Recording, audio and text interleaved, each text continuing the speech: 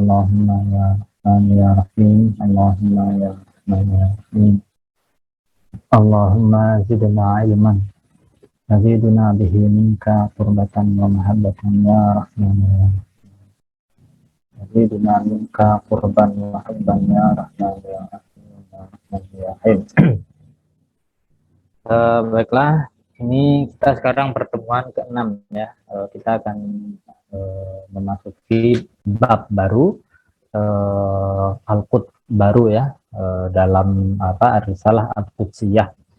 Nah, jadi Imam Al-Ghazali radhiyallahu anhu menyusun Ar-Risalah Al-Qudsiyah itu menjadi 4 bagian ya.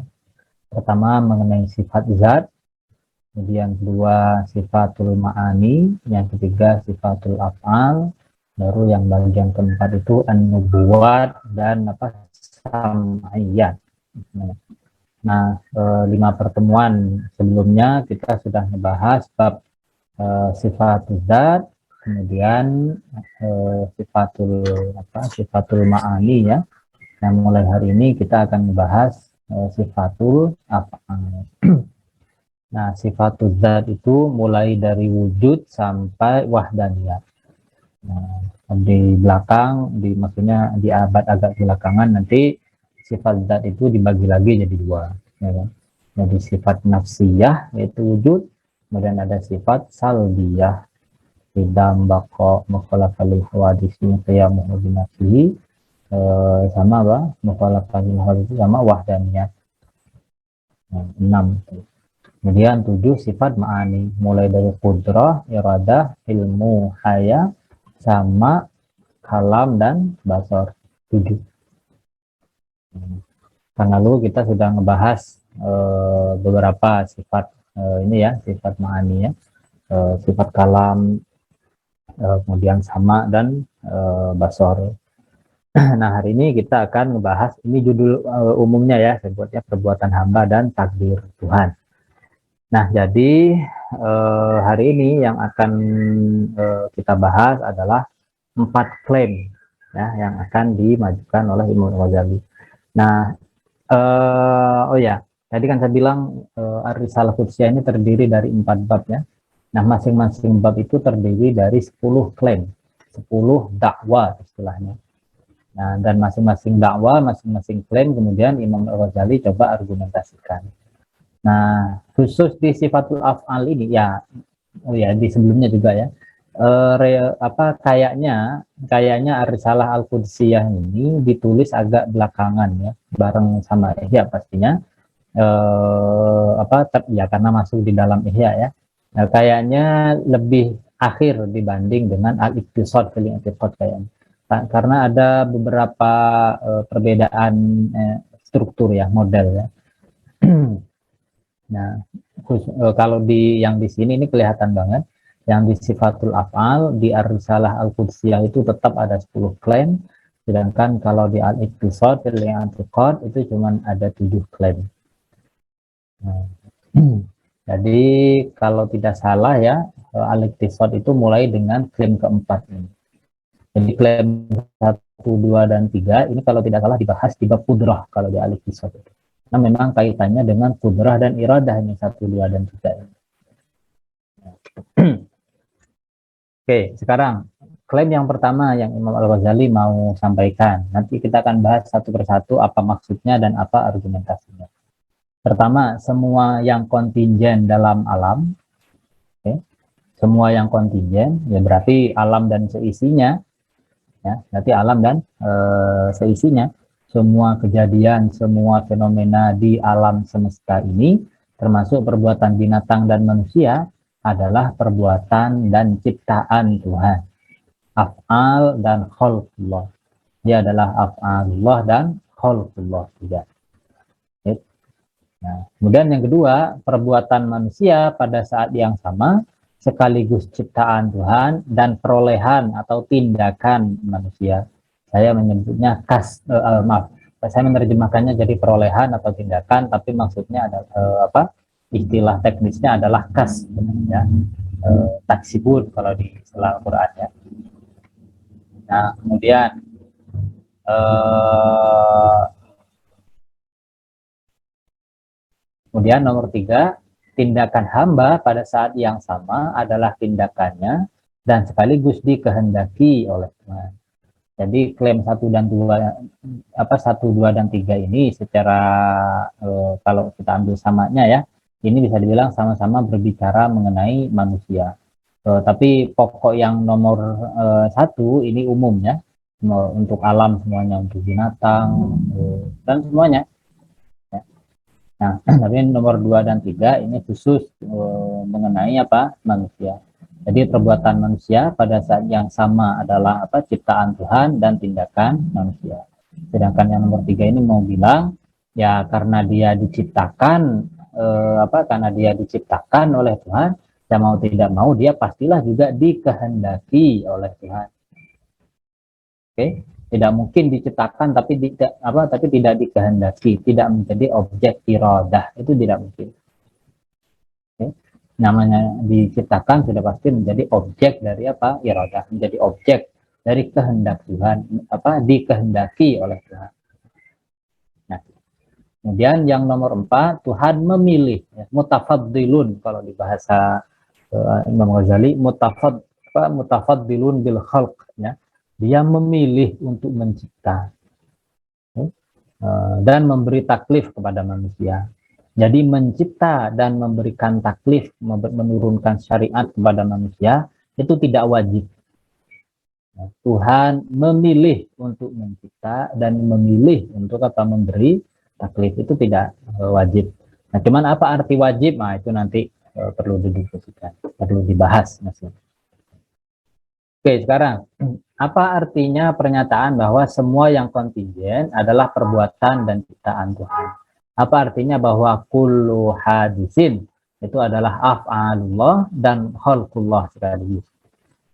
Nah, nih maksudnya yang pertama, Tuhan adalah satu-satunya pencipta segala yang kontingen. Oke? Nah, jadi Tuhan adalah satu-satunya pencipta. Pencipta itu artinya apa? Pencipta itu artinya mengadakan dari tiada. Oke? Jadi mencipta harus diartikan spesifik dalam arti itu. Menciptakan dari yang sepenuhnya tiada, kemudian menjadi ada. Jadi beda ya, kayak pencipta lagu gitu. Emang dia menciptakan lagu sepenuhnya dari tiada kemudian menjadi ada? Enggak, karena dia menciptakan berdasarkan bahan yang sudah ada sebelumnya. Apa? Ya bahasa, ya pengalaman dia. Oke enggak? Nah, jadi pengalaman dia, pengalaman romantisnya, pengalaman sengsaranya gitu, itu menjadi bahan. Bahasa juga kemudian menjadi bahan. Dalam satu arti, lagu-lagu yang dia ciptakan itu sudah sudah ada di dalam bahan-bahan itu, tapi secara secara potensial kalau bahasa filsafat. Nah, baru kemudian dia sebagai seniman kerjanya kerjanya adalah mengaktualkan, mengaktualkan forma atau bentuk lagu itu. Nah, jadi itu mencipta bukan dari tiada, tapi Tuhan itu mencipta dari tiada. Itu artinya. Yakhluk minal adam, kira-kira gitu.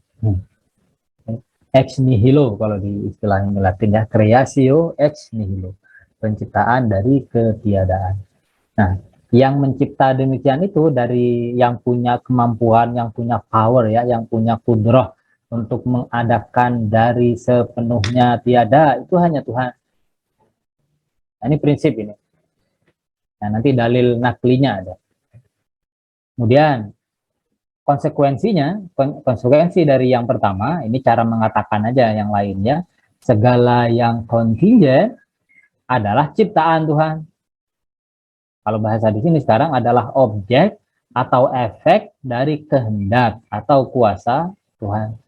Namanya penciptaan itu kan melibatkan melibatkan pengetahuan, melibatkan kehendak, melibatkan kuasa.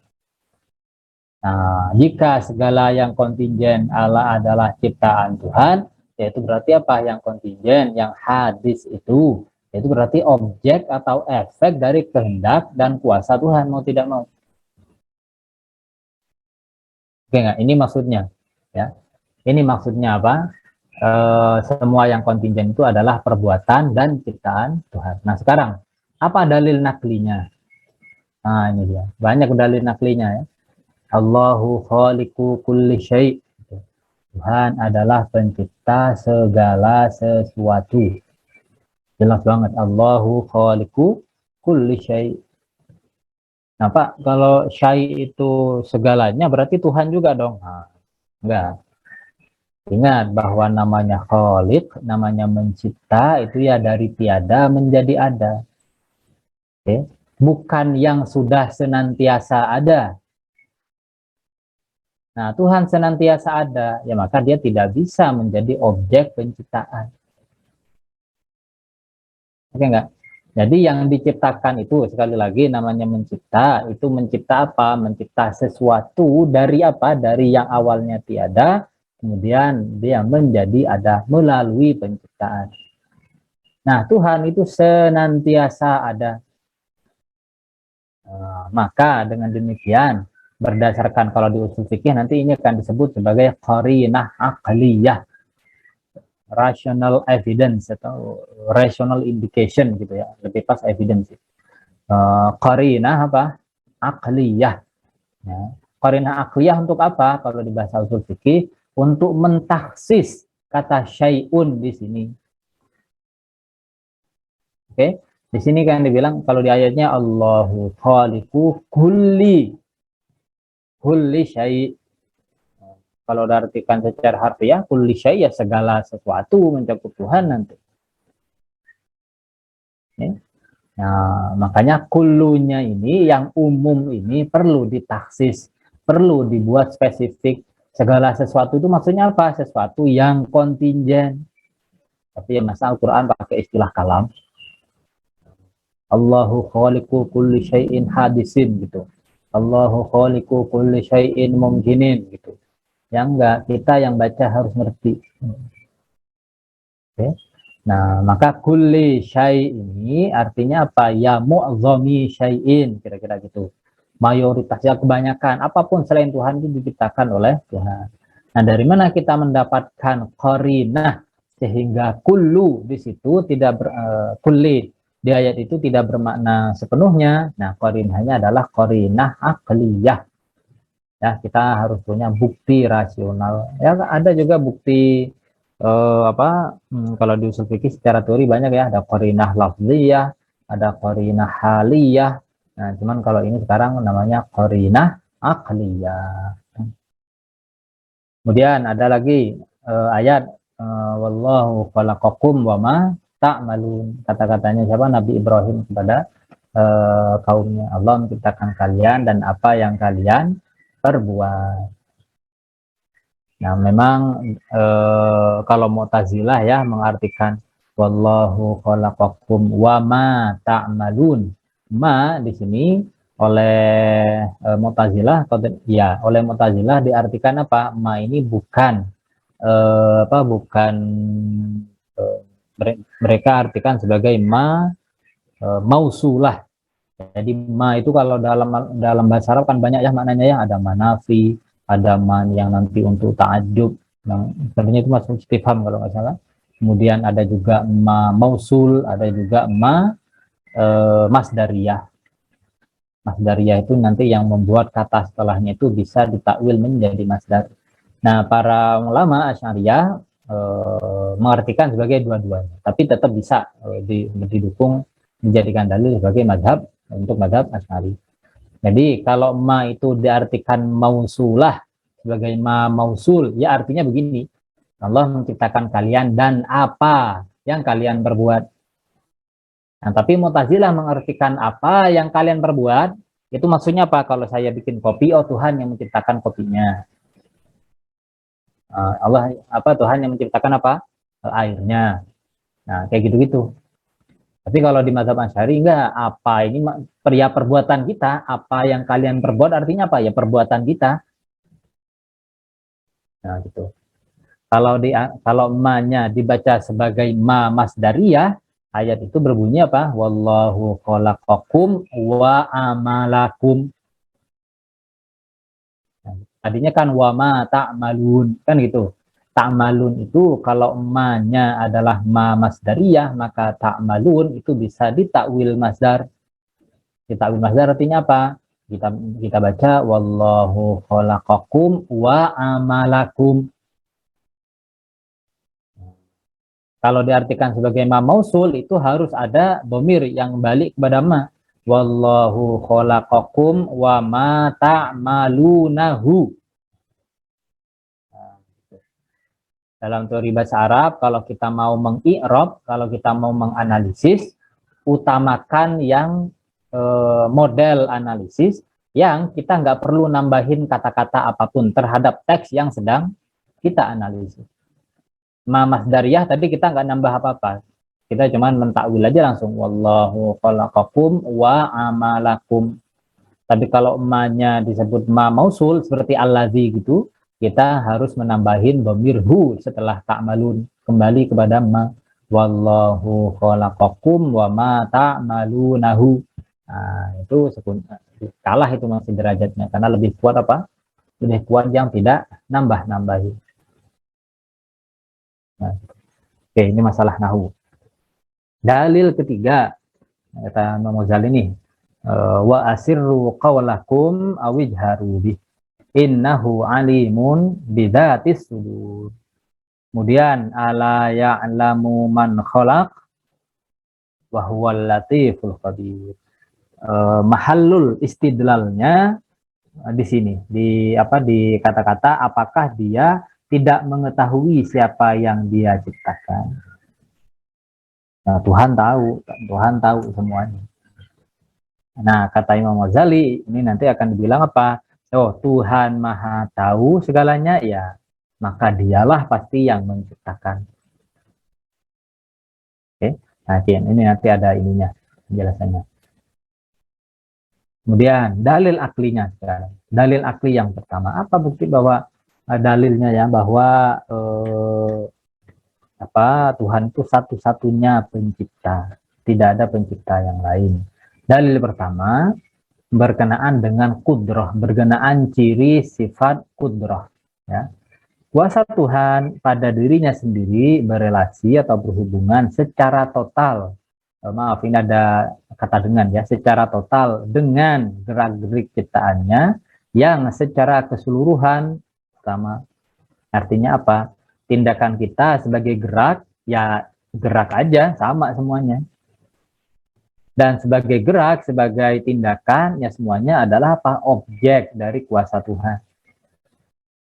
Nah, ini sebenarnya apa? Ya, ini sebenarnya adalah penegasan ulang mengenai prinsip universalitas kuasa Tuhan dalam penciptaan alam. Ya.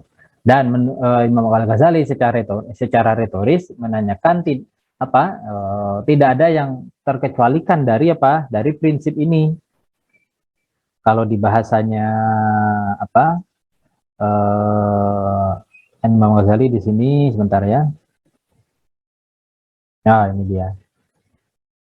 Famal ladzi yuqassiru atau yuqsiru ya, ta'alluqaha an ba'dil harakat dunal ba' ma'atama sulha. Oke.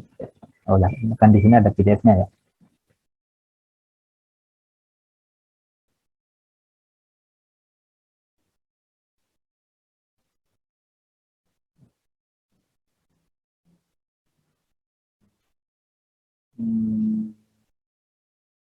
Nah, ini dia. Ini penegasannya adalah penegasan mengenai ciri umum dari sifat qudrah. Ini dia. Wa kaifala yakunu khaliqan bi fi'lil 'abdi wa qudratuhu tammah. Kuasanya itu komplit, la kusura fiha, tidak ada Tidak ada kelemahan, tidak ada kekurangan dalam kuasa Tuhan. Dan dia berelasi dengan gerak-gerik dengan perbuatan kita semuanya. Dan gerak itu sama. Sama artinya apa? Sama, ya dia sama-sama tidak mungkin ada dengan dirinya. Dia butuh kepada pencipta. Gitu. Nah, lalu apa sekarang yang kalau memang ada ya? Apa yang membuat kuasa Tuhan itu hanya berelasi dengan sebagian, bukan dengan yang lain? Oke. Nah, Mu'tazilah ya mungkin bakal menjawab apa? Ya bedanya adalah apa kalau tindakan kita itu ada tujuan yang kita coba capai sendiri, kemudian ada makna yang coba kita sematkan ya, kita memaknai ini sendiri, kemudian kita juga masih harus mempertimbangkan apa harus mempertanggungjawabkan perbuatan kita. Oke, yang kita harus mempertanggungjawabkan perbuatan kita kelak nanti di akhirat. Jadi dan itu adalah pertanggungjawaban moral, dan pertanggungjawaban moral itu apa ya, kalau dia bukan kita ya sendiri yang melakukan ya kan kayak nggak fair gitu ya nggak sih. Nah, Mu'tazilah bakal jawab gitu pastinya ya, tapi ini lagi ini sekarang kita sebenarnya sedang berbicara di level yang berbeda. Tadi masalah moral atau di dimensi atau di dalam aspek yang berbeda. Sekarang kita berbicara mengenai gerak sebelum gerak itu adalah gerak moral. Dia adalah gerakan sebagai gerak saja. Oke, kita sedang berbicara mengenai tindakan sebagai tindakan saja. Gerak-gerik kita, gerak-gerik tubuh kita ini secara umum ya sama aja sebenarnya kan dengan gerak-gerik hal-hal di luar kita, hal-hal alami ini. Sebenarnya sama saja kan? Yang membedakan nanti ya itu tadi aspek-aspek kejiwaan, aspek moral itu yang membedakan. Tapi apakah itu kemudian juga berpengaruh kepada kepada aspek ontologis ini, kepada aspek mengenai penciptaan ini? Nah, itu masalahnya. Kalau di Asy'ariyah dibilang tidak, itu tidak berpengaruh. Oke. Nah, tindakan sebagai tindakan tetap saja dia adalah objek dari apa? Objek kuasa Tuhan. Kemudian dalil kedua, ini dia yang tadi itu apa yang saya bilang bahwa mengapa di dalil nakli yang ketiga itu tadi ya wa'asirru qawlakum awidharu bihi innahu alimun bidzatis sudur ala ya'lamu man khalaq. Nah, tidakkah Tuhan tahu siapa yang Dia ciptakan? Artinya itu artinya apa? Nah, karena Tuhan yang menciptakan, karena Tuhan tahu, maka dialah pasti yang menciptakan. Oke enggak? Nah, sekarang ini dia, ini berkaitan nih, dalil yang kedua. Binatang tidak tahu rincian mekanisme perbuatannya. Premis diperoleh dari pengalaman. Yang Imam Ghazali contohkan adalah apa? Laba-laba. Dia membuat rumah yang keren banget. Bukan deh, ya laba-laba juga, tapi yang beliau sebutkan itu lebah ya.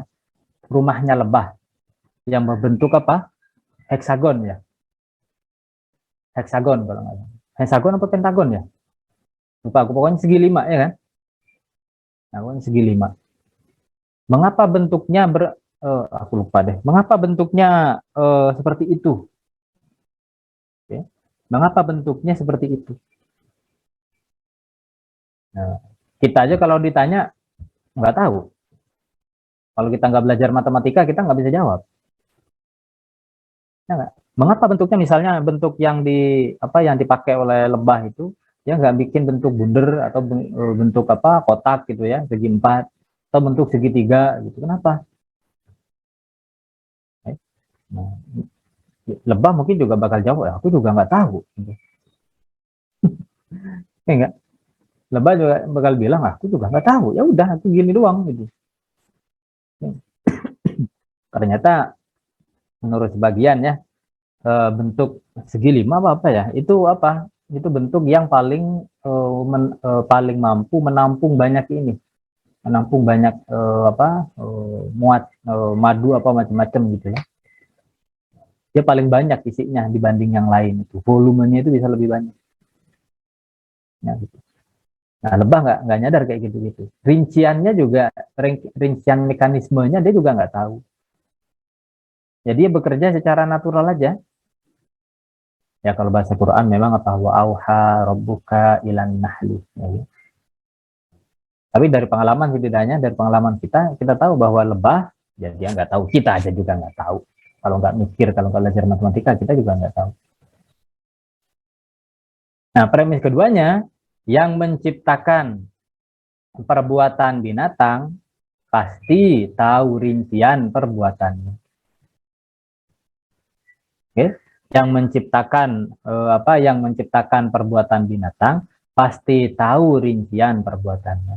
Nah, premis ini diperoleh dari mana? Dari dalil nakli yang ketiga tadi. Oke? Bahwa jika yang menciptakan itu pasti yang tahu. Nah, maka kesimpulannya apa? Jadi binatang pastilah bukan yang menciptakan perbuatannya. Ya nggak? Dia nggak tahu mekanismenya gimana-gimana. Ya dia ada dorongan, udah selesai. Ya nggak? Dalil yang sama ini nanti bakal digunakan untuk manusia ya. Kan tidak mudah ya, kayak gerak bagi kita karena kita sudah kadung menerimanya begitu saja, kayak biasa aja gitu ya. Tapi tidak mudah. Bagaimana misalnya coba ikan kira-kira tahu nggak kenapa dia bisa hidup di air, sedangkan kita nggak bisa? Itu kan mekanismenya kompleks ya, mekanismenya kompleks. Dan ikan nggak tahu itu. Kita ya mungkin baru-baru ini aja tahu dia bernafas dengan cara lain.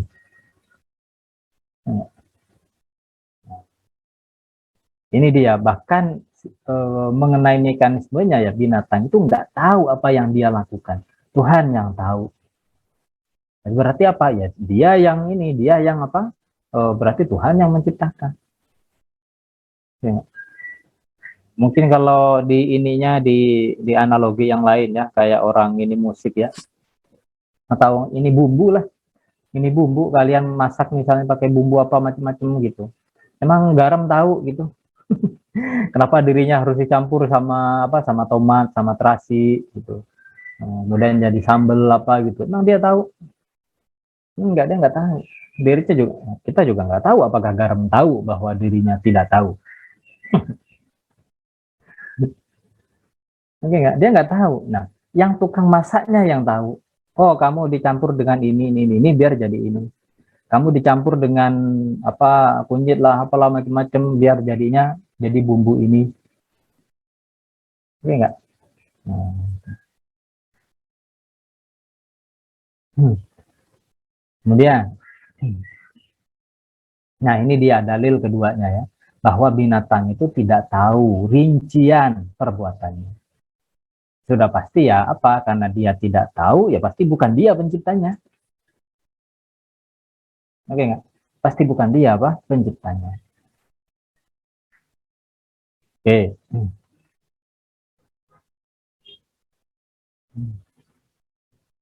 Nah, kalau kita lihat, sebenarnya kan ada kira-kira demikian ya, elemen dan struktur perbuatan, theory of action, ya, the elements and the structure and ya ini bisa dibilang juga teori ya, theory of action gitu. Teori perbuatan itu gimana sih perbuatan itu bisa terjadi, tindakan itu bisa terjadi gimana sih? Nah, satu tentu harus ada pelaku, kemudian dua pelaku itu harus tahu apa yang bisa dan tidak bisa dilakukan. Ketiga, dia kemudian menentukan dari sekian yang bisa dilakukan itu, dia kemudian menentukan apa atau mana yang akan dilakukan. Berdasarkan motif apa? Motif juga ada di yang nomor 3 ini ya. Dia punya motif, maka dia kemudian berdasarkan motif, berdasarkan tujuan, keinginan itu menentukan apa yang akan dilakukan. Kemudian yang keempat ada kuasa, ada kemampuan untuk mengeksekusi apa yang dikehendaki. Nah, itu misalnya. Kemudian 5 ada gerak perbuatan dan mekanismenya. Misalnya aku pengen ke Qatar misalnya, pengen nonton final Piala Dunia. Ini enggak, ada aku dan juga aku tahu, oh nanti ada final Piala Dunia tanggal 18 yang kayaknya adalah Maroko lawan Kroasia, enggak ya. Argentina, Mas. Nah, aku tahu, oh, secara logis semata, ya, semua unsur lain tidak dipertimbangkan ceteris paribus, ya. Aku hanya melihat, oh, secara logis aku bisa menonton langsung Piala Dunia. Oke. Nah, kemudian karena pengen terlibat dalam kehebohan, keseruannya, aku ingin aku menentukan aku ingin nonton langsung di Qatar. Oke. Ternyata di nomor 4 harus ada kuasa, harus ada kemampuan. Oke, enggak harus punya paspor, harus punya visa, itu syarat-syarat itu.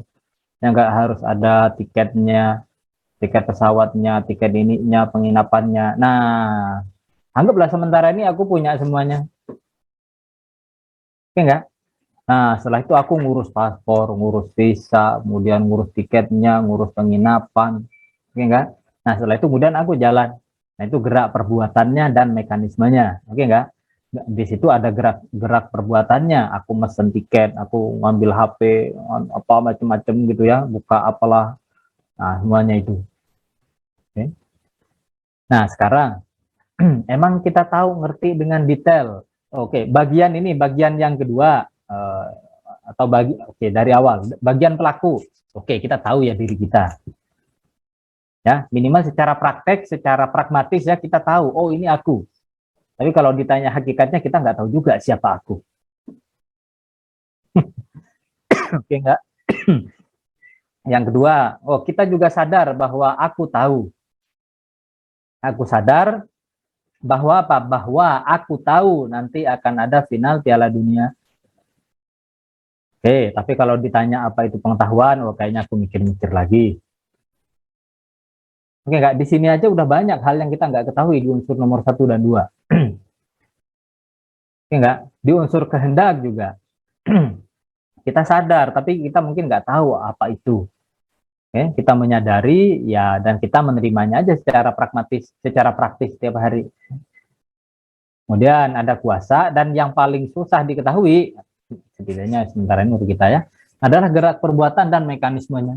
Emang kita tahu saat kita memutuskan gitu, saat kita mikir-mikir apakah mau nonton langsung apa enggak, apa yang terjadi di otak kita tahu enggak? Enggak. Saat kita kemudian menghubungin apa, ya, kita buka apalah Tokped, Shopee atau apalah macam-macamnya untuk beli tiket misalnya, emang kita tahu apa yang bekerja, gimana otak nyambung sama jari kita gitu, ya nggak sih? Cara kerjanya, mekanismenya itu, neurologinya, kok ini tentang syarafnya, gimana ini kok bisa jalan gini lancar ini gimana? Oke nggak? Itu kan detail banget. Dan kita nggak tahu mekanisme apa yang sedang terjadi di tubuh kita, apa macam-macam itu kita nggak tahu kan. Kita sehari-harinya kita terima aja gitu kan. Kalau udah sakit, kita baru mikir, oh iya badan saya sakit, apa macam-macam. Tapi lagi nggak sakit, kita nggak ngeh. Kita kita nggak tahu mekanisme perbuatan kita itu. Mekanisme fisiologisnya, mekanisme psikologisnya. Ya nggak? Sedikit saja sebenarnya yang kita sadari secara langsung saat kita bertindak itu. Ya nggak? Yang kita sadari paling apa? Yang kita sadari paling ya objek-objek yang tadi itu, ya, oh ini bisa dilakukan, ini tidak. Kemudian keinginanku, kehendakku, kemudian kesulitan yang aku hadapi untuk pergi ke sana, misalnya ke Qatar, ya enggak? Kesulitan-kesulitan itu paling yang apa yang kita sadari. Tapi mekanisme bagaimananya kita pada umumnya sehari-hari kita nggak tahu, ya enggak? Tidak mudah ya, mekanisme untuk nulis saja, kita megang pulpen ini saja. Ya enggak? Mekanismenya luar biasa ini. Detailnya. Coba aja sering-sering nonton apa, kalau nggak ada kerjaannya, video-video mengenai sains apa macam-macam ya. Fisiologi tubuh manusia, bagaimana tubuh manusia bekerja saat dia bertindak itu. itu kompleks banget. Dan kita nggak pernah sadar mengenai hal itu. Kita terima begitu saja. Yang paling sering, yang paling sehari-hari misalnya, kita ngurus makan itu, kita mikir makan apa macam-macam sering kan ya, dan lama. Kita prosesnya lama gitu. Ya nggak? Makan apa macam-macam, mulai dari belanjanya, masaknya, dan seterusnya. Kemudian kita makan, yang kita tahu, kemudian kita makan, enaknya berapa lama? Ya paling 10 menit kan? 10 menit. Setelah kita telan, emang kita tahu detail rincian prosesnya gimana? Gimana tadi nyampur semuanya, bakso, es jeruk, apalagi semangka, salad, sate itu. Emang kita tahu gimana itu ya katakanlah tubuh kita memproses semuanya detail itu. Emang kita tahu mekanismenya? Emang kita sadar setiap detik bagaimana prosesnya itu? Oh enggak, kita enggak tahu. Nah, ini luar biasa sebenarnya ya. Fakta ini kita sehari-hari bertindak berbuat, tapi sebenarnya kita banyaknya nggak tahu sebenarnya apa yang kita lakukan gitu, apa yang terjadi di diri kita. Oke nggak?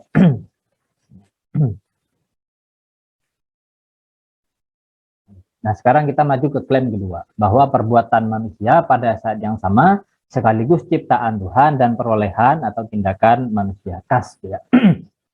Nanti akan nyambung dengan tadi itu. Sekarang Tuhan punya kuasa dan dia melakukan tindak penciptaan. Ini jelas. Oke. Ini jelas. Kemudian yang kedua, manusia punya kuasa juga. Oke. Punya kemampuan juga. Tetapi kemampuan manusia itu adalah ciptaan Tuhan. Tidak ada manusia yang menciptakan kekuasaannya sendiri. Tidak ada manusia, jelas ya, tidak ada manusia yang menciptakan dirinya sendiri. Yang menciptakan kemampuannya sendiri untuk mengetahui. Yang menciptakan kehendaknya, nggak ada semuanya. Oke. Kemudian manusia juga punya gerak yang adalah sifatnya dan sekaligus ciptaan Tuhan. Oke, kita duduk sekarang, kita mendengarkan, itu adalah sifat kita, dan pada saat yang sama itu adalah ciptaan Tuhan. Oke. Nah, melalui kuasanya Tuhan ciptakan objek itu, maksudnya gerak ini ya, menciptakan gerak itu sebagai objek kuasa manusia. Jadi, baik kuasa manusia maupun objeknya adalah ciptaan Tuhan. Oke enggak? Aku punya kemampuan untuk berbicara, dan sekarang aku sedang bergerak berbicara, baik kemampuanku maupun tindakanku bergerak. Ya, kata Imam Ghazali itu adalah ciptaan Tuhan semuanya. Oke. Nah, baru kemudian relasi gerak. Oke, relasi antar tindakanku ngomong sekarang ini dalam kaitan dengan kemampuanku berbicara, itu relasinya disebut kas. Disebut iktisab. Disebut apa? Perolehan. Sebenarnya perolehan nggak terlalu pas sih. Ya action gitulah ya, perbuatan. Itu disebutnya perbuatan. Kalau perolehan itu kayak pasif banget gitu loh. Kayak manusia itu tidak ada aktifnya sama sekali. Itu agak kurang pasif sebenarnya ya, terjemahannya. Tindakan gitu aja sih. Ya. Relasi antara, sekali lagi, antara tindakanku sekarang berbicara dengan kemampuanku untuk berbicara, itu namanya apa? Itu tindakan namanya. Tetapi dua-duanya sama-sama apa? Sama-sama ciptaan Tuhan. Oke. Nah, strukturnya kayak gini. Oke. Jadi, kuasa Tuhan, dia mencipta kuasa manusia yang baru ini, kuasa Tuhan, maaf. Nah, ini dia. Kuasa Tuhan juga sekaligus menciptakan geraknya itu, yang tadi ada mekanismenya apa macam-macam itu, ya enggak? Gerak badan apa macam-macam yang kita sama sekali tidak sadari itu, gerak pikiran juga yang kita susah kontrol gitu ya. Nah, tetapi pada yang sama juga kuasa manusia itu ada efeknya terhadap perbuatannya. Apa? Ya menentukan misalnya sekarang aku akan bicara apa, aku akan melakukan apa. Oke. Nah, jadi di sini sekali lagi ada beberapa level. Pertama, dalam relasi dengan Tuhan, semuanya ini ada level apa namanya? Level katakanlah ontologi, level keberadaan. Oke enggak? Ada level keberadaan, martabatul wujud katakanlah. Imam Ghazali bahasanya enggak gini ya. Ada martabatul wujud ya. Yang dia berasal dari mana? Berasal dari al-adam, berasal dari ketiadaan. Itu satu. Kedua, ada juga di sini martabatun nafs katakanlah. Ada di level psikologi kejiwaan. Kita sadar bahwa kita punya kehendak, kita sadar bahwa kita punya kemampuan untuk melakukan sesuatu. Oke enggak? Yang ketiga ada level mekanisme. Yang tadi itu mengenai caranya, bagaimana otak saya, mulut saya, rahang saya, semuanya ini bekerja sama agar saya sekarang bisa ngomong kayak gini. Ini 3 level berbeda, minimal ada 3 level ini. Oke enggak? Nah sekarang Jabariyah ya, menurut teks-teks yang saya baca itu menolak bahwa manusia punya kuasa. Oke, punya kehendak. Nah, jadi unsur yang ini, yang kiri bawah ini oleh Jabariyah ini dicoret. Oke, ini dicoret. Jadi yang ada hanyalah apa? Kuasa Tuhan dan perbuatan manusia. Udah selesai. Benar-benar seperti wayang. Oke. Nah, dan lagi satu lagi, ini asumsi yang sangat penting sebenarnya. Ada 2 subjek yang berbeda, yang mandiri, mustakil istilahnya. Apa? Ada Tuhan, ada manusia. Ada dalang, ada wayang. Oke enggak? Nah, sekarang kata Jabariyah, sebagaimana wayang, manusia tidak punya kehendak dan kuasa. Jadi sepenuhnya jabrun mahdun, determinasi murni. Pure apa? Determinism. Oke. Nah, Mu'tazilah dan Asy'ariyah keberatan. Masa? Emang ya? Mungkin kalau bahasa sekarang, emang ya gitu. Emang yakin kamu nggak punya keinginan, nggak punya kehendak, nggak punya kuasa gitu? Ya nggak sih? Emang iya gitu. Kalau itu kan namanya, kalau di teks-teks ini ya, kadang di teks klasik disebutnya mukabaroh, itu namanya ngeyel. Ya enggak? Itu namanya apa? Ngeyel. Emang kalau misalnya apa kalau misalnya si Jabariyah yang cowok misalnya ngelihat Jabariyah, 2 Jabariyah cewek gitu, emang bagi dia sama aja gitu, nggak ada yang lebih apa gitu, dan dia memilihnya tanpa keinginan dia sendiri gitu, nggak bisa. Kita punya kepastian di satu sisi ya, kita punya kepastian, kita punya pengalaman yang sulit ditolak. Ini namanya common sense ya, common sense tapi sulit, yang memang bagi kita susah ditolak, sulit, sangat kuat common sense-nya. Apa? Pertama ya, bahwa kita ada, bahwa kita berbeda dari Tuhan. Dua, bahwa kita punya kehendak dan kuasa. Dan kita bisa memilih apa yang kita lakukan. Di level kita sendiri, kita sekarang ngomong di martabat kedua ya, martabatun nafs. Kita ngomong di level jiwa, level psikologis, martabatun nafsaniyah lebih tepat. Oke, level psikologis. Kita punya kepastian itu. Oke. Jabariyah ini kayaknya orangnya agak gampangan. Kalau bikin teori dia agak gampangan.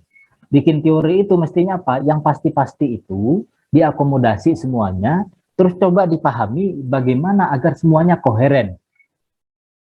Itu namanya good theory itu. Itu namanya teori yang bagus. Oke enggak?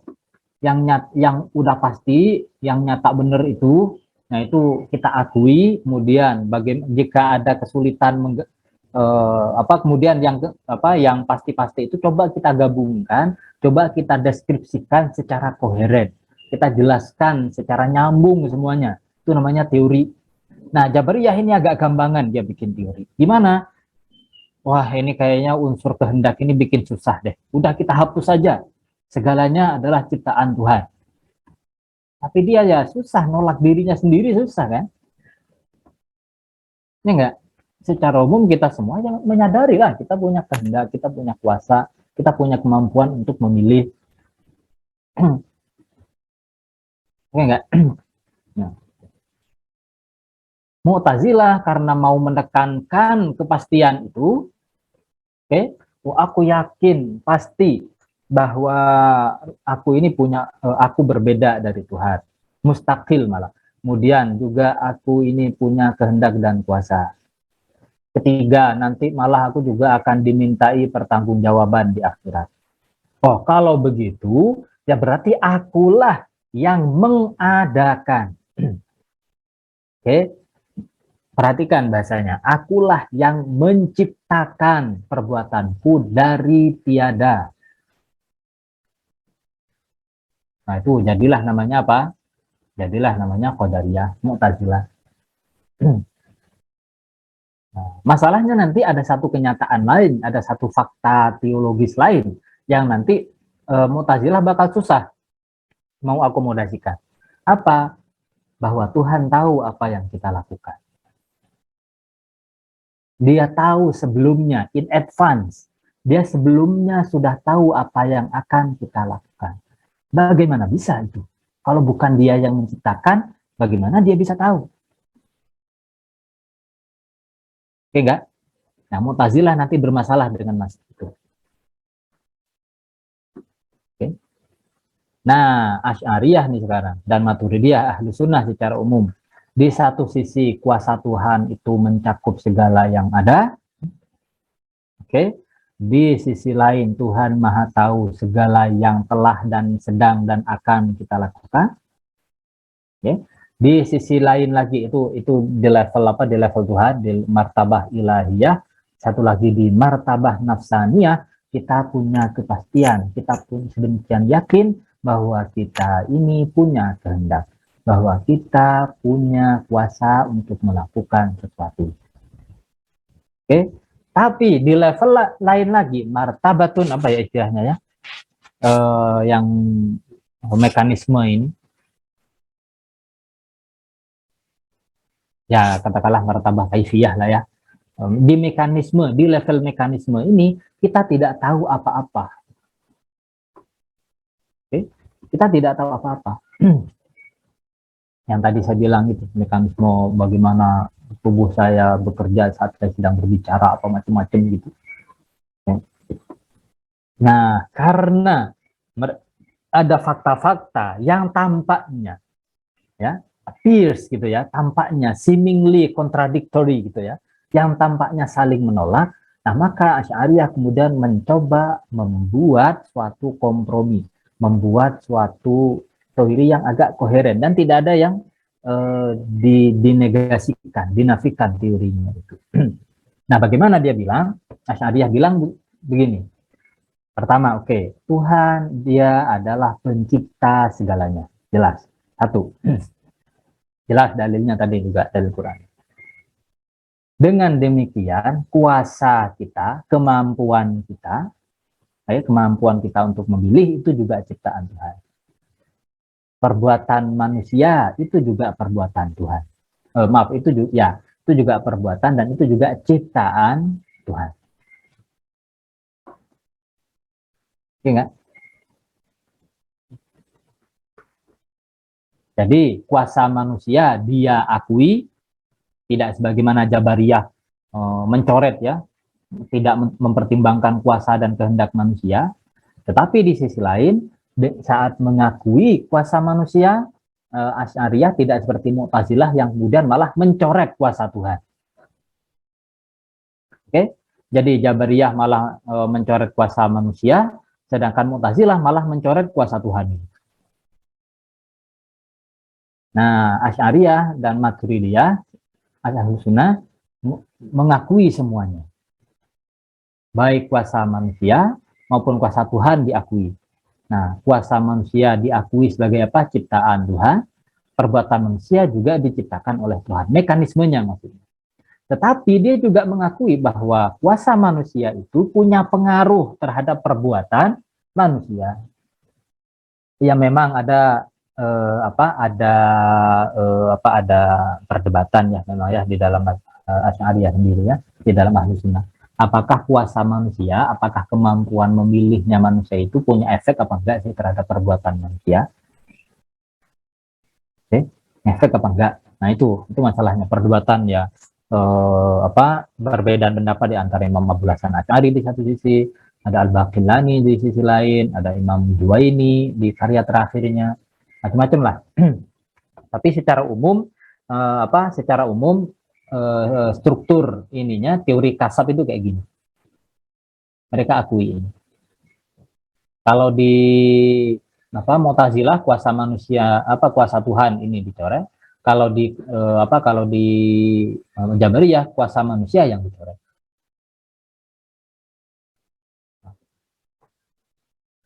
Nah, jadi kasab itu, tindakan itu sebenarnya apa? Relasi antara kuasa manusia dan perbuatan manusia. Oke enggak? Nah, itu namanya perbuatan. Itu namanya kas. Jadi perbuatan manusia itu punya dua aspek, ya enggak? Di satu sisi dia adalah ciptaan Tuhan, tuh lihat garis kuasanya itu. Di satu sisi dia juga adalah efek dari kuasa apa? Manusia. Oke enggak? Ini yang pojok kanan ini, dia panahnya ada dua panah yang mengarah ke dia ya. Panah pertama dari kuasa Tuhan, panah kedua dari kuasa manusia. Nah, ini nanti para filsuf yang usil di sini.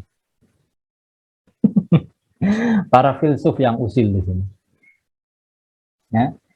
Alamah Sa'duddin Taftazani di syarahnya Aqaid Nasafiyah itu halaman berapa tadi ya? Sebentar. Oh ya.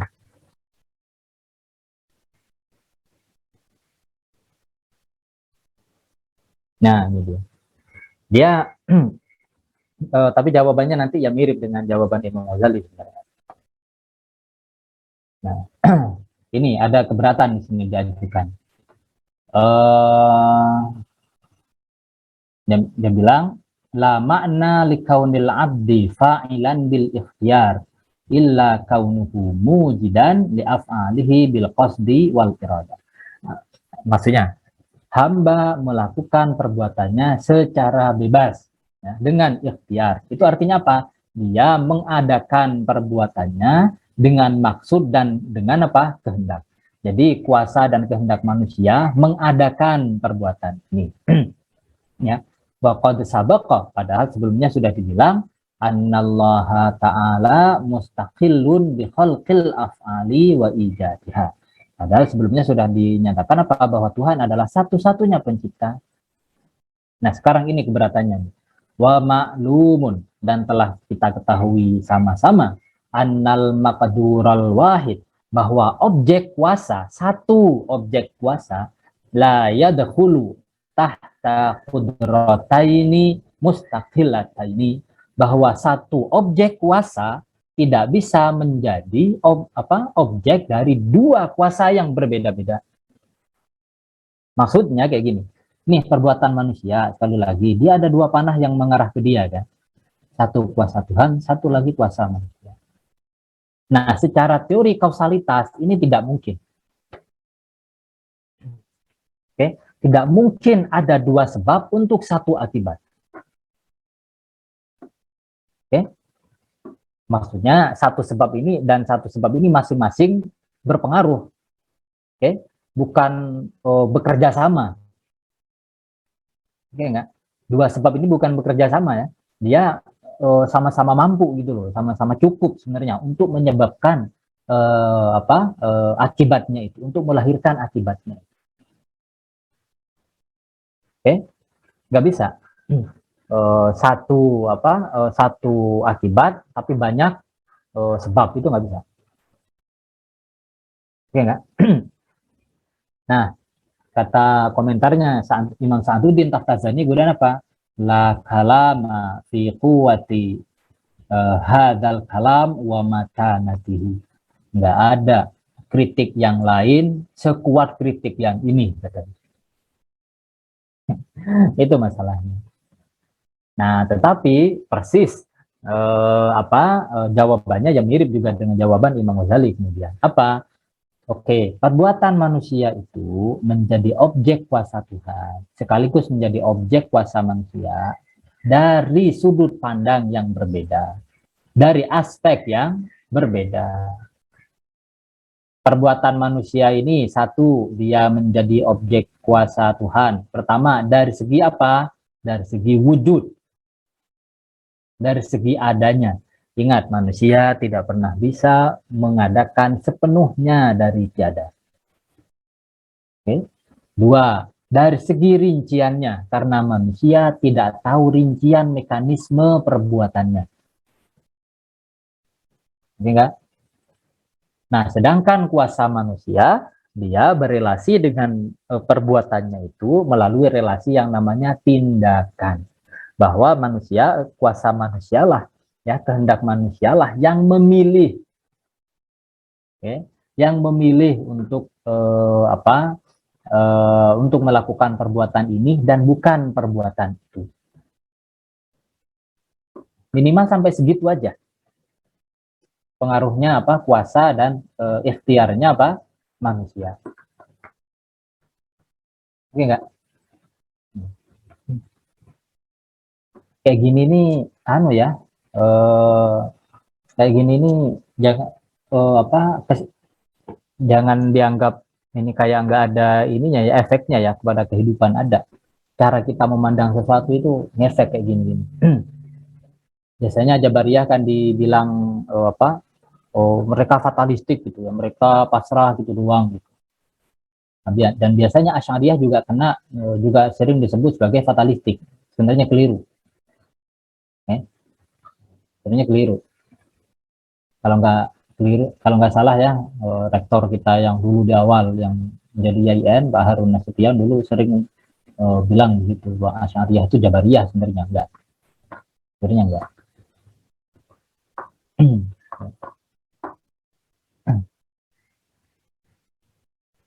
Oke, sampai sini apakah ada pertanyaan?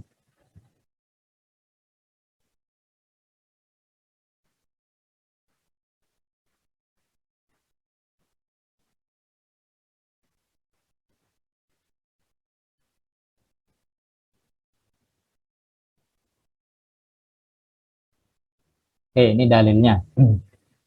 Dalil akli bahwa perbuatan manusia adalah sekaligus ciptaan Tuhan dan tindakan manusia. Pertama, gerak gemetar atau menggigil tidak manusia lakukan dengan sengaja.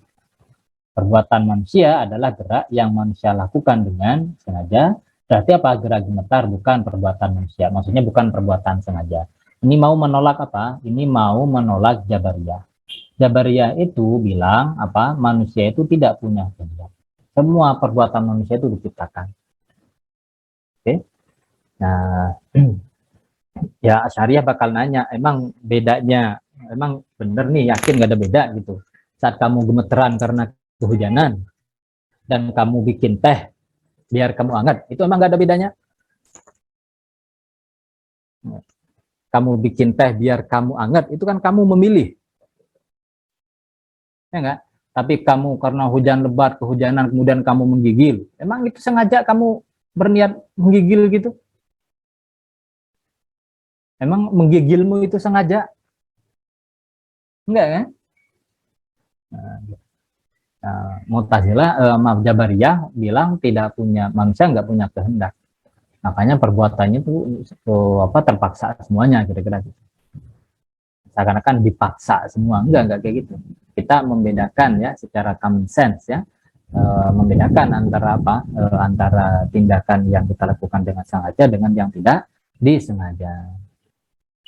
Nah, makanya karena kita tahu bahwa ada tindakan yang sengaja, nah, ya berarti apa? Kita tahu bahwa kesengajaan kita, pilihan kita, kehendak kita itu berpengaruh, menentukan juga apa yang kita lakukan.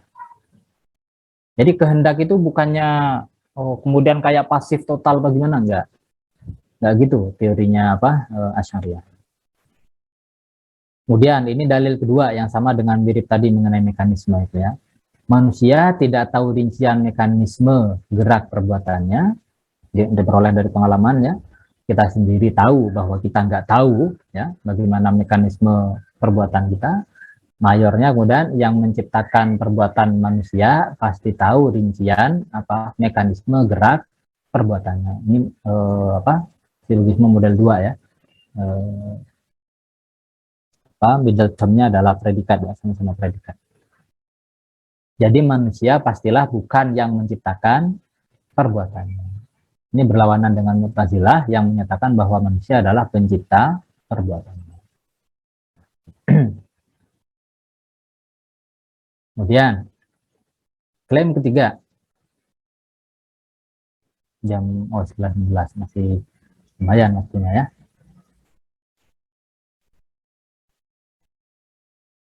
Oke.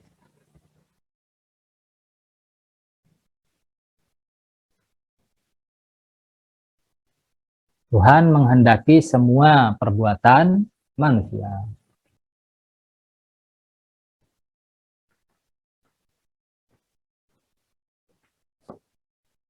Satu, pertama perlu klarifikasi dulu.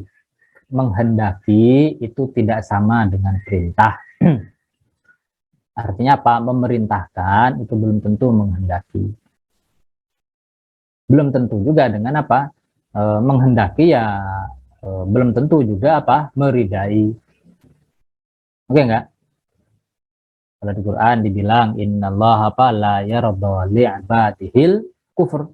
Tuhan tidak meridai kekufuran untuk apa? Hamba-hambanya. Tetapi manusia tidak mungkin apa? Tidak mungkin menjadi kufur kalau Tuhan tidak hendaki. Yudillu man yasha wa yahdi man yasha. Oke enggak? Jadi kafirnya misalnya Abu Lahab itu ya itu dikehendaki oleh Tuhan. Oke enggak? Itu dikehendaki. Semuanya, tidak ada yang tidak dikehendaki. Tapi di antara semua yang dikehendaki itu hanya sebagian yang diridai. Oke enggak? Nah, kemudian Tuhan menghendaki terjadinya semua perbuatan manusia yang baik maupun yang buruk. Semuanya terjadi karena kehendak Tuhan.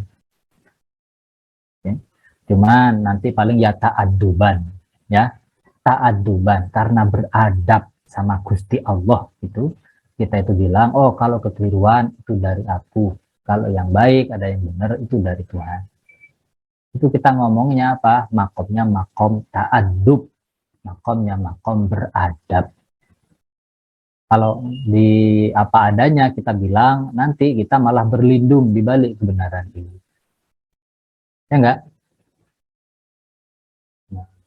Berlindung maksudnya apa? Oh, ngapain belajar moral, belajar apa baik buruk toh juga semuanya udah dikehendaki sama Tuhan. Nah, jadi gitu. Ya enggak? Kalau salah kemudian enggak ngaku salah. Wah, itu dari Tuhan semuanya. Ya enggak?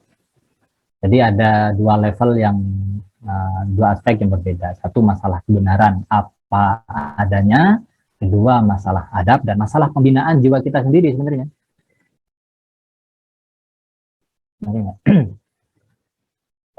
Dalil naklinya ini dia. Allahu yasha'allahu lahadan nasa jami'a. Andai Allah mau pasti dia bimbing manusia semuanya. Allahu nasya'u la'ataina apa walau syi'na la'ataina kulla nafsin hudaha. Semuanya. Tapi ya memang dia Tuhan tidak menghendaki ya, atau menghendaki untuk tidak menunjukkan. Jadi yang ini kan ada andai-andainya semua ya, ada lau-lau semua ya. Yang pasti apa yang pasti terjadi apa yaitu yudillu man yasha wa yahdi man Yasha. Oke, Mu'tazilah lagi-lagi tidak setuju. Mu'tazilah lagi-lagi tidak setuju. Kata dia apa? Tuhan itu ya pasti dia hanya menghendaki yang baik. Tuhan kok menghendaki terjadinya keburukan. Nah, nah apa? Tapi kata Asy'ariyah nanti udah pasti di dunia ini keburukan udah pasti lebih banyak. Oke nggak? Yang terjadi di dunia kita ini keburukan udah pasti lebih banyak. Nah, kalau keburukan itu tidak dikehendaki Tuhan, terus dia dikehendaki siapa? Siapa yang dari mana itu asalnya? Dari iblis gitu. Berarti iblis lebih berkuasa dari Tuhan. Ya enggak? Nah, kalau diformalkan jadi begini penalarannya. Jika keburukan di dunia dikehendaki oleh selain Tuhan, maka Tuhan tersekutui dalam kerajaan ciptaannya. Oke? Ingat, jika keburukan di dunia dikehendaki oleh selain Tuhan, jadi Tuhan hanya menghendaki yang baik, iblis kemudian menghendaki yang buruk. Gitu. Nah, maka berarti apa? Tuhan tersekutui dalam kerajaan ciptaannya, dalam kerajaan eksistensinya. Padahal ya Tuhan tidak tersekutui lah dalam segala hal. Ya enggak? Berarti apa? Keburukan di dunia tidak dikehendaki oleh selain Tuhan. Ya, artinya apa? Ya berarti dikehendaki oleh Tuhan juga. Semuanya. Ya. Ini memang nanti berkaitan dengan hakikat baik buruk itu apa dan seterusnya dan seterusnya. Ini dalil Asy'ariyah kayak gitu. Dunia dengan segala kebaikan dan keburukannya, bagaimanapun itu adalah ciptaan Tuhan. Semuanya. Ya, kalau di Quran sendiri sebenarnya sudah ada isyarat ya. Wa min kulli syai'in khalaqna apa? Zaujaini la'allakum tadhakkarun. Dari segala sesuatu itu kami ciptakannya apa? Berpasangan. Agar apa? Agar kalian ingat. Hanya Tuhan yang fardun. Hanya Tuhan yang wahid, yang satu. Tuhan tidak berpasangan. Segalanya di dunia ini berpasangan. Ya enggak? Maka ya kebaikan harus ada keburukan juga di dunia ini. Saya pernah menyebut di kajian yang lain ya, mengapa di dunia ini ada keburukan, mengapa dunia ini sekaligus baik dan buruk. Jawaban paling singkat dan paling kena adalah apa? Karena dunia bukan Tuhan. Sudah. Oke enggak? Karena dunia bukan Tuhan. Kalau Tuhan menghendaki dunia so baik-baik, so kayak gimana, itu artinya Tuhan menciptakan sekutunya. Yang adalah mustahil. Oke enggak? Mengharapkan ada yang sepenuhnya baik selain Tuhan, itu artinya apa? Itu artinya mengharapkan ada sekutu bagi Tuhan. Oke enggak?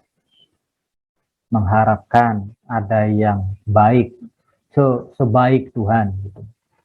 Sama sekali nggak ada keburukannya. Itu sama dengan mengharapkan apa? Ada sekutu bagi Tuhan. Itu namanya apa? Mengabsolutkan yang relatif namanya. Bagiku sih itu jawaban yang paling singkat tapi paling kuat. Ya. Mengapa di dunia ini ada keburukan? Atau mengapa Tuhan juga menghendaki keburukan? Nah, karena yang namanya ciptaan ya sudah pasti di bawah Tuhan. Sudah pasti bakal lebih apa? Tidak lebih baik lah.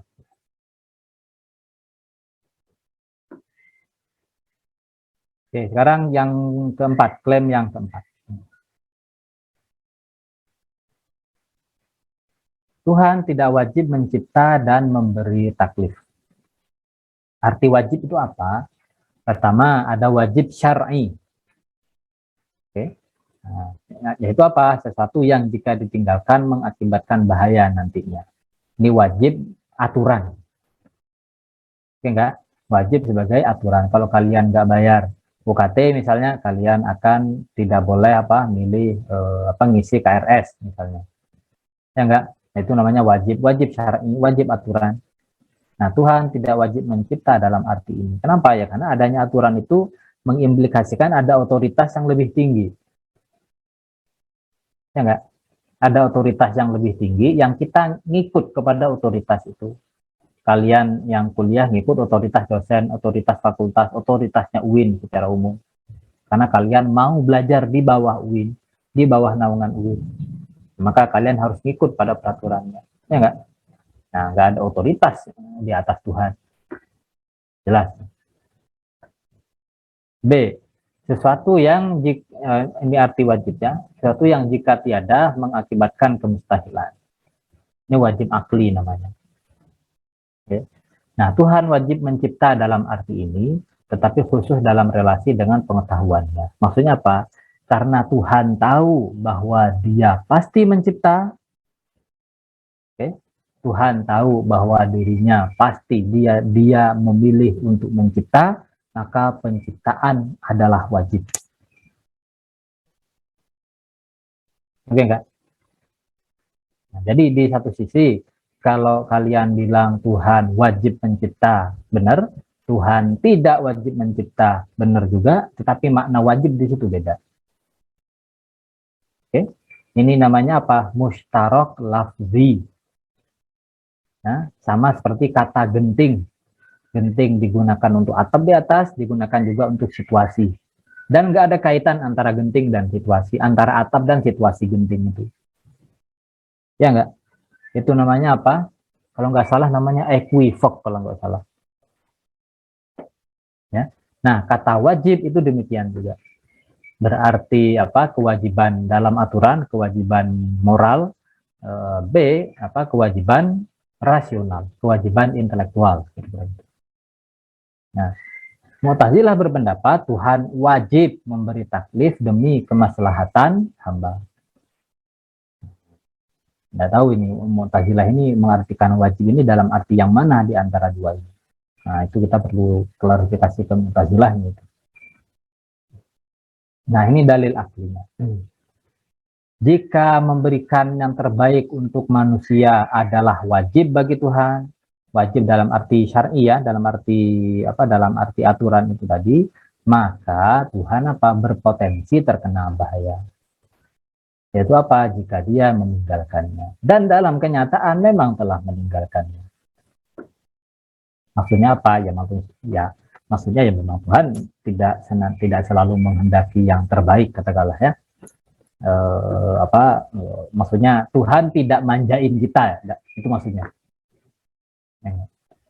Kedua, padahal Tuhan tidak pernah berpotensi terkena bahaya. Yalah, siapa yang mau ngebahayain Tuhan gitu ya. Maka memberikan yang terbaik untuk manusia bukanlah wajib bagi Tuhan. Kalau di bahasa Arabnya riayatul aslah ya, menjaga atau menghendaki yang terbaik, memperhatikan yang terbaik itu tidak wajib bagi Tuhan. Lagi pula kata Imam Ghazali, ya, kalau memang Mu'tazilah menuntut Tuhan untuk melakukan yang terbaik untuk manusia, ya mestinya Tuhan itu menciptakan manusia udah di surga aja. Ya enggak? Udah di surga aja. Gitu. Kalau masih mau menciptakan manusia di dunia, oke lah dikasih kecerdasan, dikasih kekayaan, apalagi yang nggak dikasih ya. Kita ngomong yang dikasih aja dulu. Dia masih harus berjuang begini apa macam-macam. Ya enggak? Oh, ya segala macam perjuangan, segala macam upaya harus dilakukan. Sudah gitu nanti dia masih harus mati, ya Tuhan, masih harus sakit gitu. Masih harus mati. Habis itu masih ditanyain mungkar nakir. Masih harus lewat di atas apa? Sirat. Masih ditanya tentang pertanggungjawaban. Ya ribet amat. Ya enggak sih? Ya ribet amat, iseng banget gitu loh. katanya mau melakukan apa, wajib melakukan yang terbaik, tapi yang terjadi itu yaitu iseng banget gitu. Berdasarkan teorinya Mu'tazilah itu, ya, teori riayatul aslah itu, kehidupan kita ini iseng banget gitu. Ya enggak sih? Ini kritiknya Bang Ghazali ya. Kalau memang mau menciptakan yang terbaik untuk manusia, ya udah, manusia sejak awal di surga aja udah selesai gitu. Oke. Oke, apakah ada pertanyaan?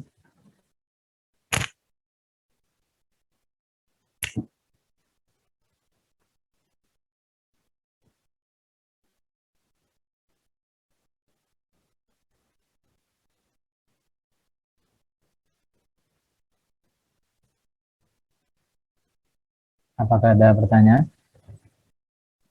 Izin bertanya, Pak. Ya, silakan.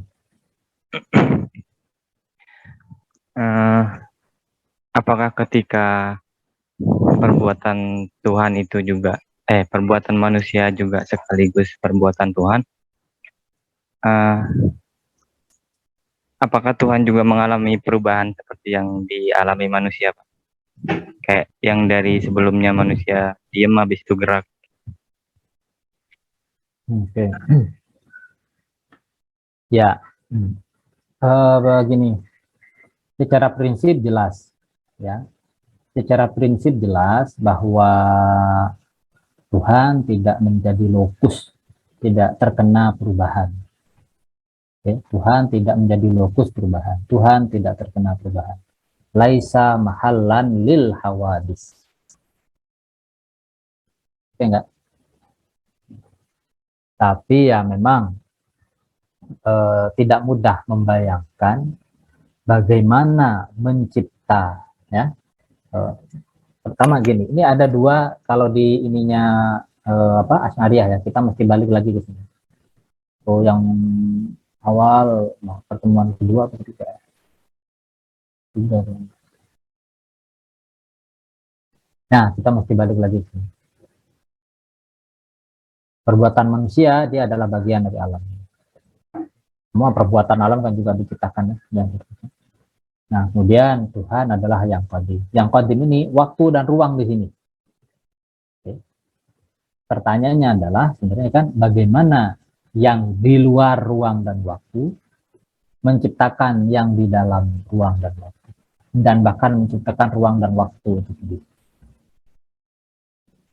Begitu ruang dan waktu sudah ada, enggak, sudah mengalir katakanlah, dan ada kita di dalamnya, bagaimana dia mencipta yang ada di dalam ruang dan waktu, ya, yang terkena perubahan tanpa dia sendiri mengalami perubahan. Nah, itu memang pertanyaan yang tidak mudah. Aku juga belum bisa membayangkan gimana. Oke. Itu pertanyaanku juga, bagaimana, ini kan tidak ada tengahnya ya, ini kan tidak ada tengahnya, yang kadim dan yang kontingent, strict banget gitu, strict banget. Pertanyaan umumnya ya justru adalah bagaimana dia yang sepenuhnya berbeda, ya, yaitu yang kontingent ini muncul dari yang sepenuhnya berbeda, yaitu yang kadim. Oke, enggak? Kalau di filsafat kan masih dibayangkan, dibayangkan dari Tuhan itu muncul akal-akal dan seterusnya, ya, intelek sampai 10, baru dari intelek 10 ke dari intelek 10 kemudian ke kita, ke jiwa manusia dan ke kenyataan yang di bumi ini gitu. Meskipun juga masih agak susah, kenapa kok tiba-tiba berhenti di 10 dari filsafatnya Ibn Sina dan Farabi, kenapa tiba-tiba berhenti di 10, bagaimana dia bagaimana menjelaskan, memahami ya, dia yang sepenuhnya imaterial itu berelasi dengan yang material. Itu pertanyaan substansial banget itu. Bagaimana dia yang sepenuhnya qadim itu ber eh, apa ber berelasi ya, berelasi dengan yang sepenuhnya di dalam ruang dan waktu.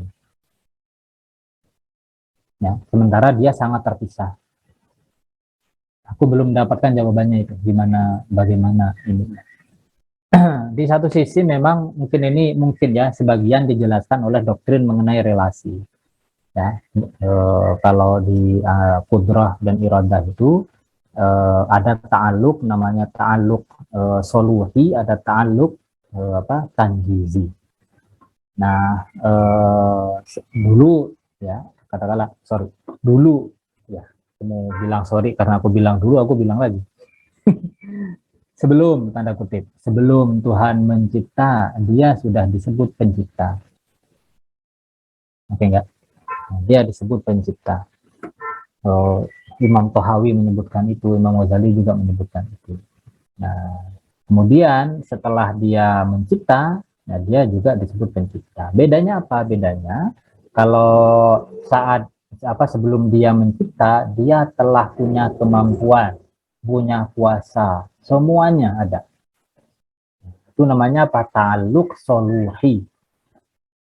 Artinya apa? Tuhan telah berkuasa untuk untuk mencipta, meskipun dia belum mencipta secara aktual. Kemudian saat dia sudah mencipta secara aktual, relasi antara sifat kudrah dan alam itu disebut apa? Ta'aluk tanjizi. Ya, relasi eksekusi kira-kira gitu. Relasi saat kudrah itu mengeksekusi proses penciptaan. Ya. Nah, tapi tetap saja apakah perubahan dari soluhi menjadi tanjizi itu mengisyaratkan ada perubahan atau tidak? Nah, itu kan pertanyaannya kemudian. Kalau Imam Ghazali menyebutnya apa? Dia adalah khaliq bil quwwah saat dia belum mencipta, kemudian dia adalah khaliq bil fi'l saat dia mencipta. Nah, lalu apakah ada proses bagaimana dari khaliq bil quwwah pencipta secara potensial itu menjadi khaliq bil fi'l? Nah, itu pertanyaannya. Sama aja, akhirnya balik situ pertanyaan. Ya. Nah, bisa jadi kesulitan memahami itu karena kesulitan kita sendiri untuk berpikir tidak melibatkan ruang dan waktu. Oke enggak? Tadi aja saat kita berdiskusi itu ya, kita bilang apa? Tuhan sebelum dia mencipta. Kemudian saat atau setelah dia mencipta itu kan sudah berbicara mengenai Tuhan mengenai dengan term-term yang temporal. Secara teoretis ya kayak gitu, ada relasi soluhi, tanjizi dan seterusnya, atau bil kuwahan sama bil fi'al itu. Tapi mengakibatkan perubahan jelas tidak. Okay? Mengakibatkan perubahan jelas tidak. Nah, ya itu kemudian pertanyaan. Bagaimana dia yang tidak mengalami perubahan, ya, dia yang pada mulanya, ini kan udah ada aspek perubahan ya, aspek temporal dalam bahasa saya. Bagaimana dia yang tidak mengalami perubahan, ya, bagaimana dia yang tidak mengalami perubahan itu awalnya tidak mencipta, kemudian mencipta. Ada kemudian itu saja di bahasa kita sudah mengisyaratkan ada perubahan ya. Nah, tuh, gimana itu?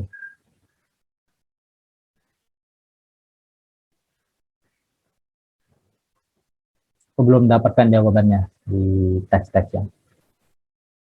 Demikian, Irsang. Baik, Pak. Terima kasih. Oke. Nadia ada pertanyaan? Oke, kalau nggak ada cukup ya. Semoga bermanfaat, semoga istiqomah. Nggak apa-apa, 2, 3, 4 orang ngaji juga. Ya, tabarukan. Oke, cukup ya. Semoga bermanfaat. Ya. Walhamdulillahi rabbil Alamin. Yap. Terima kasih Bapak. Jumpa pekan depan.